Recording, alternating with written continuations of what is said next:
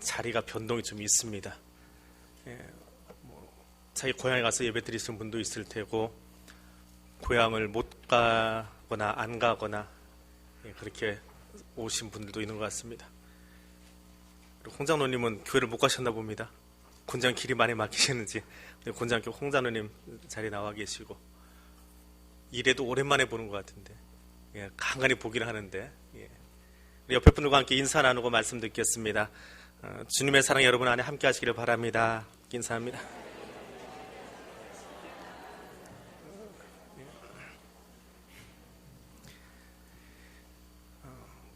최근에 개봉된 영화 가운데 히말라야라고 하는 영화가 하나 있습니다. 그 영화 중에 엄홍길 씨가 강연하는 장면이 잠깐 나오는데요. 그 강연 중에 엄홍길 씨에게 한 패널이 묻는 대목이 있습니다. 그동안에 한국 산악계에서 등반이 많이 이루어졌는데 가장 위대한 등반가는 누구라고 생각하십니까? 혹시 본인이라고 생각하시는지요? 하고 묻습니다. 이 질문에 대해서 우리 엄홍길 씨가 그렇게 대답을 합니다. 얼마 전에 에베레스트 등정을 마치고 내려오는 길에 조난을 당했던 박무택 대원이 있습니다. 날씨가 너무 춥고 바람이 불어서 아무도 올라가지 않는데 영하 40도의 악천후 속에서 그 친구를 구하겠다고 홀로 올라갔다가 죽어가는 친구를 놓지 못해서 그 옆에 함께 머무르고 생을 달리했던 박종복 대원이 아마 가장 위대한 등반가가 아닌가 합니다. 라고 대답을 합니다. 그럼 산에 왜 올라가십니까? 다시 내려와야 되는데. 산을 좋아하시는 분들과 또 싫어하시는 분들의 대답은 여러 가지가 있겠지만, 오늘은 우리 마가복음에 나오는 변화산의 이야기를 함께 살펴보려고 합니다. 예수님의 변모 사건은 베드로가 쓴 편지 가운데도 등장할 만큼 아주 중요한 사건입니다. 베드로는 자신의 편지 속에서 이 변화산에서 있었던 일들을 아주 생생하게 기록을 하고 있습니다. 그만큼 아주 인상적인 사건이었다는 것입니다. 우리는 그 이야기를 복음서에서 다시 찾아볼 수 있습니다. 공관복음서, 마태, 마가, 누가에는 모두 기록되어 있는 그런 사건입니다. 베드로가 숱한 사건을 겪었지만 그 중에 가장 기억에 남아서 자기 편지에 기록했던 유일한 사건, 그것이 변화산인데, 그것이 마가복음에 기술되어 있습니다. 마가는 베드로의 통역으로 일했다라고 알려져 있습니다. 그 과정 속에서 베드로가 설교하는 것을 통역하면서 예수님의 행적을 듣고 또 그것을 기록했다라고 115년경에 소아시아 히에라폴리스에 있는 파피아스라고 하는 주교가 그렇게 증언을 했습니다. 지금 21세기 사람들이 뭐라고 하든지 간에 복음서에 기록되고 한 50년쯤 뒤니까 가장 가까운 시기지요. 그때에 파피아스가 그렇게 증언을 했습니다. 이 마가는 베드로의 순교 이후에 로마인들을 향해서, 이방인 그리스도인들을 향해서 복음을 전했고 또 복음서를 기록했던 사람입니다. 그렇게 복음서가 기록되다 보니까 많은 신학자들이 이 마가복음의 내용은 사실은 베드로의 설교를 기억을 해서 마가가 기록했다라고 그렇게 여겨지는 책이 마가복음입니다. 자, 베드로는 누구냐? 우리가 잘 아는 것처럼 갈릴리 출신의 어부입니다. 예수를 만나기 전에 베드로에게 있어서 세계는, 그의 울타리는 갈릴리가 전부였습니다. 동방에서 오는 사람들과 혹은 팔레스타인, 유대 지경에서 와서 생선을 사가는 사람들에게 더 좋은 것을 파는 것이 그의 일이었습니다. 베드로의 아버지, 그리고 베드로의 처갓집, 주변 사람들 모두 다 어부였을 겁니다. 그런데 이 베드로는 나름대로 배도 있고 집도 있고 아내도 있고, 사람들이 어부라는 직업을 뭐라고 하든지 간에 제법 갖추어진, 경제적으로 좀 넉넉하게 성공한 사람임에 분명했습니다. 근데 그런 이야기를 다 차지하고 베드로는 마가복음이 시작하자마자 갈릴리 해변을 지나가시던 예수님의 눈에 띄어서 형제 안드레와 더불어서 제자로 부름을 받았다라고 기록합니다. 베드로에게 들린 예수의 첫 번째 음성은 이것입니다. 내가 너희로 사람을 낚는 어부가 되게 하겠다. 어부 출신이니까 어부가 무슨 말인지는 분명히 알 수 있습니다. 그런데 사람을 낚는다? 이것은 조금 갸우뚱한 이야기입니다. 아무튼 갈릴리 바다가 전부였던 그에게 이 이야기는 충격이었고 그 소리를 듣고 따라 나섭니다. 제자로서의 사역은 갈릴리에서 시작되었습니다. 율법을 어기면서 안식일에 귀신 쫓아내는 일을 스승이 하기는 했지만 아무튼 문둥병자도 고치고 중풍병자도 고치고 귀한 일을 하고 있는 선생님을 따라 다닙니다. 평생을 갈릴리 해변에 머물러 있던 이 유대인 남자는 안식일을 어기면서까지 일을 하고 있는 스승의 모습이 이상하게 보였을 겁니다. 갈릴리에서의 사역이 끝나갈 즈음 예수님은 제자들에게 천국은 이런 것이다 라고 하는 비유를 들려줍니다. 매일 배만 타고 고기 잡던 어부였기에 그래서 얼마나 그 말씀을 이해했는지는 모르겠지만 못 배운 티 내기는 그렇지요. 그냥 늘 끄떡끄떡하고 외우기에 바빴습니다. 유대인들은 교육하는 것이 필기가 아니고 암기를 통해서 교육을 받는 아주 특별한 민족입니다. 그렇게 암기되어진 예수님의 말씀들을 후에는 증거하고 그것을 통역했던 마가가 기억해서 다시 복음서를 기록했다. 우리는 그렇게 알고 있습니다. 갈릴리 주변 게네사렛과 가버나움 근처에 이르렀을 때에는 예수님의 인기가 절정을 달합니다. 그래도 그럴 것이 이 부근에 와서는 오병이어 떡 5개와 물고기 2마리로 5,000명을 먹이는 이적을 베풀고 다닙니다. 그러니 얼마나 많은 사람들이 따라다녔겠습니까? 먹을 것이 풍족한데, 그리고 먹을 것 주고 교육시켜주고 율법을 새롭게 해석해주고 사람들이 신이 났을 겁니다. 그런데 정말 베드로에게 충격적인 사건이 하나 벌어집니다. 그게 뭐냐 하면 어부인 자신이 살고 있던 그 바다 위로 예수님이 걸어오시는 사건입니다. 사실은 배를 타고 고기는 잡아봤지만 바다 위를 걸어본 적은 없습니다. 그런데 예수님이 그 바다 위를 걸어오시는 겁니다. 그리고 어느 날 그 주님이 바다를 걸어오셨던 그 주님이 제자들에게 물어봅니다. 너희는 나를 누구라고 하느냐? 엉겁결에 베드로가 대답합니다. 하나님의 그리스도십니다. 여기가 베드로가 기억하는 갈릴리 사역의 정점입니다. 베드로는 자신도 놀랄 만한 이 고백을 해놓고 나서 예수님의 손에 이끌려서 야고보와 요한과 함께 변화산에 올라갑니다. 산에 올라가신 예수님의 몸이 변화되어집니다. 모습만 바뀐 것이 아니라 그 옷이 누가 빨래를 해도 그렇게 희게 할 수 없을 만큼 하얗게 되었다라고 이야기합니다. 그리고 그 옆에 유대인이라면 누구나 공경하고 만나보고 싶은 엘리야와 모세까지 등장을 합니다. 그 모습이 얼마나 강렬했던지 베드로는 아주 짤막하지만 분명하게 마가를 통해서 이렇게 우리에게 그 이야기를 들려주고 있습니다. 라피어, 우리가 여기 있는 것이 좋사오니 우리가 초막 셋을 질 때 하나는 주를 위하여, 하나는 모세를 위하여, 하나는 엘리야를 위하여 지으십시다. 그런데 그 다음에 말이 하나 더 붙어 있습니다. 베드로의 간증이라고 그랬지요. 당초에 내가 무슨 말 하는지 모르고 이 이야기를 했다라고 적고 있습니다. 변화산 위에 있던 베드로에게는 아직 십자가 사건을 경험하지 않았기 때문에 지금 눈앞에 펼쳐진 이 광경이 무엇인지 이해가 되질 않는 겁니다. 그래서 무조건 여기 집 짓고 사십시다라고 이야기를 한 겁니다.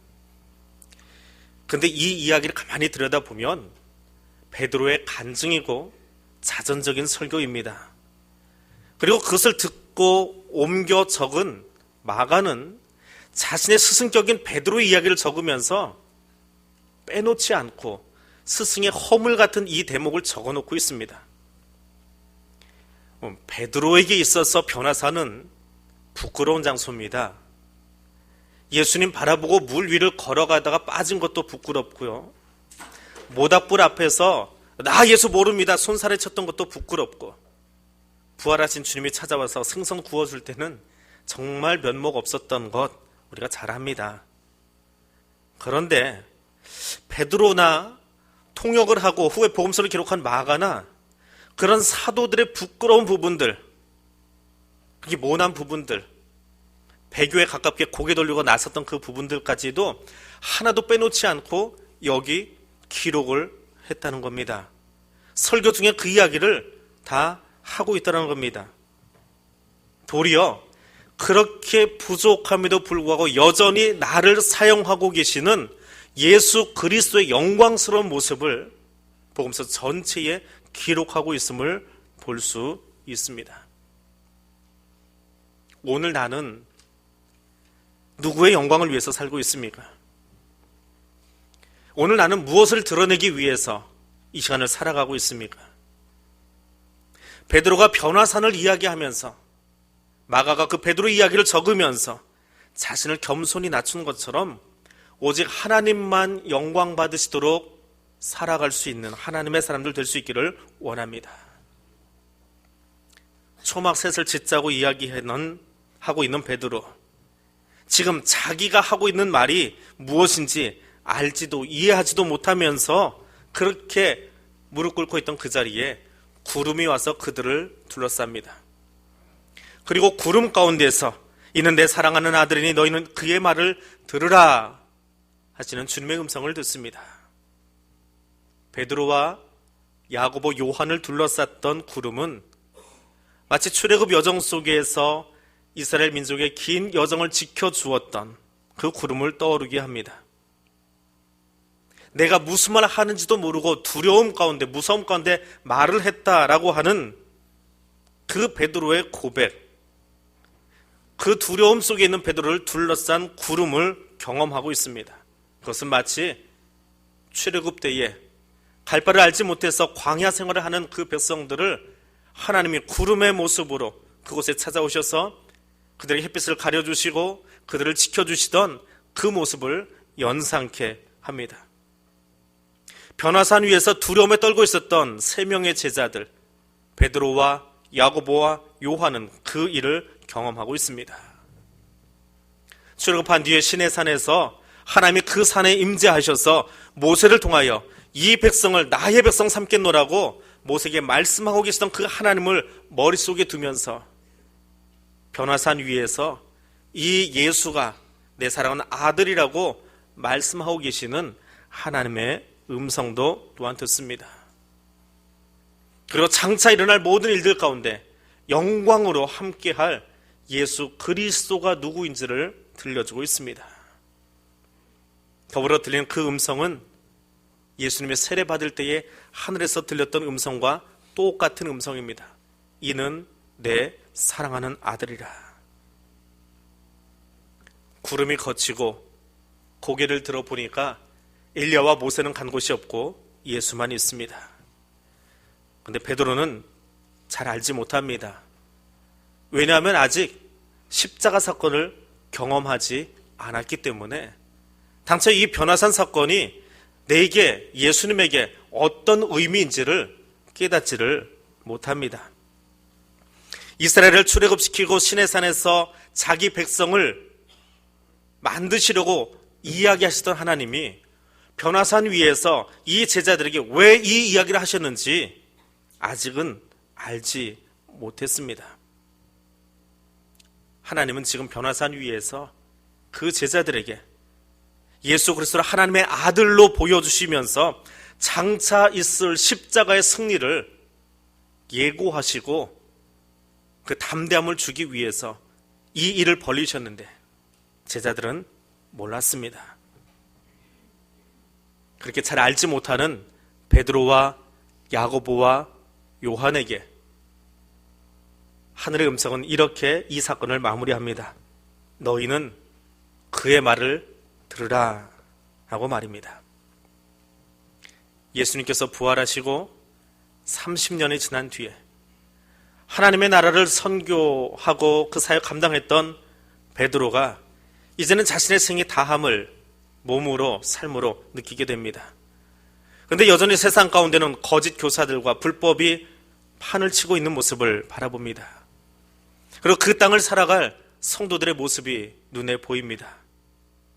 그래서 그 성도들을 향해서 사도된 마음으로, 안타까움으로 재림하실 예수 그리스도를 기다리며 너희는 이렇게 살아라 하고 편지를 쓰기 시작하는데, 두 번째 편지를 쓸 즈음 그 변화산 사건이 그의 머릿속에 다시금 떠오릅니다. 그리고 그 변화산이 무엇이었는지 이제는 알 것 같습니다. 노년의 베드로는 이렇게 기록합니다. 지극히 큰 영광 중에서 이러한 소리가 그에게 나기를, 이는 내 사랑하는 아들이요 내 기뻐하는 자라 하실 때에 그가 하나님 아버지께 존귀와 영광을 받으셨느니라. 이 소리는 우리가 그와 함께 거룩한 산에 있을 때에 하늘로부터 난 것을 들은 것이라. 오늘은 산상 변모 주일입니다. 그리스도께서 산 위에서 베드로와 야고보와 요한 앞에서 변형되신 것을 기념하는 주일입니다. 교회력은 예수 그리스도께서 공생애를 시작하신, 세례 받으심으로 공생애를 시작하셨다, 사람들 앞에 보이셨다라고 해서 주연절 첫 번째 주일을 지킵니다. 그리고 그 주연절이 계속 되어 오다가 사순절을 시작하기 바로 전주간, 오늘입니다. 다음 주부터 사순절이 시작되어지는데, 사순절이 시작되기 바로 전주간을 산상 변모주일로 지킵니다. 왜요? 그 주님, 앞으로 십자가를 지시고 부활하실 그 주님이 누구신지를 가르쳐주고 그 주님을 묵상하면서 너희가 승리의 삶을 살라라고 하는 것입니다. 산상 변모주일은 단지 예수의 몸이 바뀌었더라, 옷이 하얗게 되었더라, 그것을 이야기하기 위함이 아니라 고난의 때를 살아가야 될 성도들이 왕으로 찾아오신 예수 그리스도, 무엇보다 하나님의 아들로서 이 땅에 오신 그 예수 그리스도의 영광을 기억하면서 더불어 세상 죄를 짊어지고 가실 하나님의 아들 예수 그리스도를 묵상하는 사순절이 되어지라고 다리와 같이 있는 그 절기가 산상 변모 주일입니다. 이번 주일에는 제예수요일이 있습니다. 사순절을 시작하면서 부활의 아침을 매 주일마다 우리가 기억하게 될 것입니다. 이 기간은 하나님이 우리에게 고난을 안겨주고 고통을 안겨주기 위해서 온 자리가 아닙니다. 우리를 찾아오시고 장차 재림하셔서 우리 가운데 찾아오실 예수 그리스도가 하나님의 아들이심을 알려주기 위해서 오늘 이 주일을 지키고 있음을 기억하실 수 있기를 원합니다. 그리고 그 하나님의 아들 예수 그리스도께서 저와 여러분을 위해서 하나님의 사랑이 무엇인지를 알려주시려고 자신의 몸을 찢으시고 마지막 피 한 방울까지 아낌없이 흘려주신 그 사랑을 기억하면서 성찬의 자리로 나아가려고 합니다. 그 성찬대 앞에 섰을 때에 하나님의 그 크신 사랑이 무엇인지를 다시 한번 기억할 수 있기를 원합니다. 더불어서 나를 찾아오시고 함께 하시는 예수 그리스도를 기억할 뿐만 아니라 그 예수 그리스도의 사랑을 함께 나눌 수 있는 설 명절의 귀한 시간들 될 수 있기를 원합니다. 그리고 세상 끝날까지 나와 함께 하시겠다고 약속하신, 그래서 그 마지막 날 주님이 변화되셨던 것처럼 우리를 영광 중에 불러주실 하나님의 약속을 기억하시면서 그렇게 이 한 주간을 기쁨으로 나아갈 수 있는 하나님의 백성들 되시기를 바랍니다. 기도하겠습니다.